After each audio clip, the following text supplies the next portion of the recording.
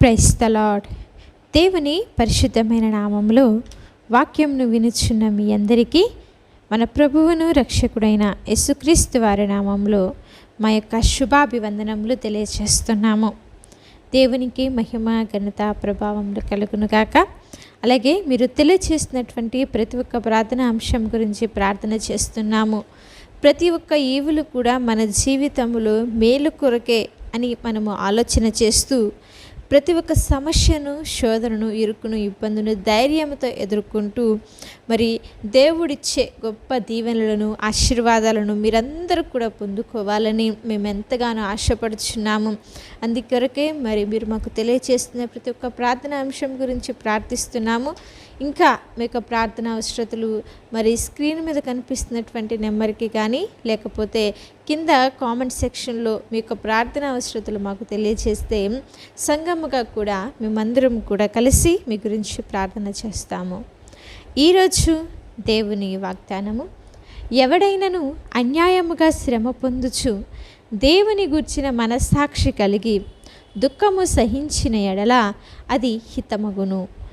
1 పేతురు 2వ అధ్యాయము 19వ వచనము. ప్రియ సహోదరి సహోదరులారా, మనుషులు సూటిపోట మాటలతో నిన్ను గాయపరుస్తున్నారా? నిన్ను అవమానపరుస్తున్నారా? నిన్ను అన్యాయముగా నిందిస్తున్నారా? చేయని తప్పుకు నిన్ను ఎన్నో మాటలు అంటూ అవహేళన చేస్తున్నారా? అయితే బాధపడద్దండి, ఎందుకంటే అన్యాయముగా శ్రమ పొందుచున్నటువంటి నిన్ను ఆయన గమనిస్తున్నాడు. దుఃఖమును సహించువాడు ధన్యుడు అని లేఖనం మనతో మాట్లాడుతుంది. కాబట్టి ఆయన నీ యొక్క ప్రతి శ్రమను, ప్రతి ఒక్క అవమానమును, ప్రతి ఒక్క ఇబ్బందిని ఆయన చూస్తున్నాడు. ఆయన చూసి ప్రతిఫలం అనుగ్రహించే దేవుడండి.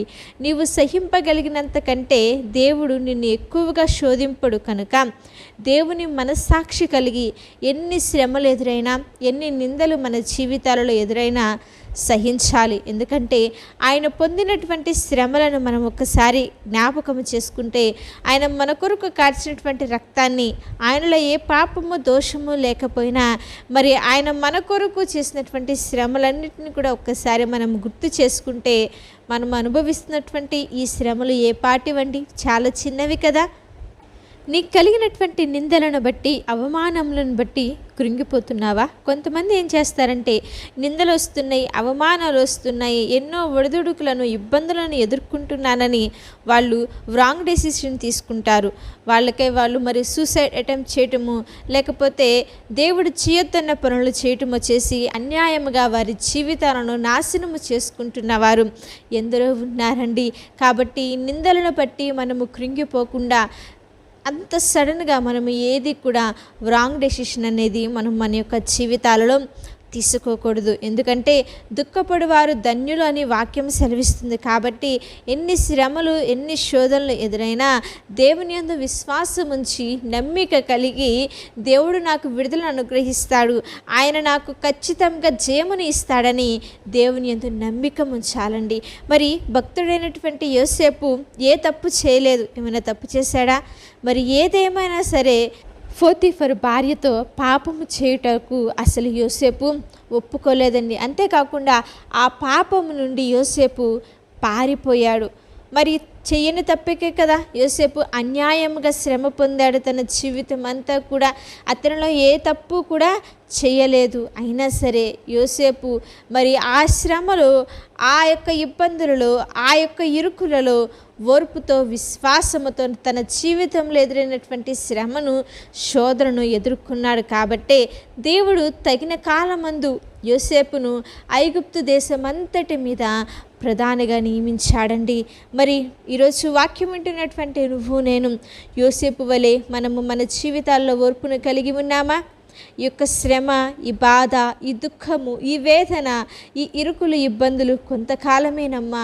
కొంతకాలం అయిపోయిన తర్వాత దేవుడు మనలను పరిపూర్ణులుగా చేస్తాడు.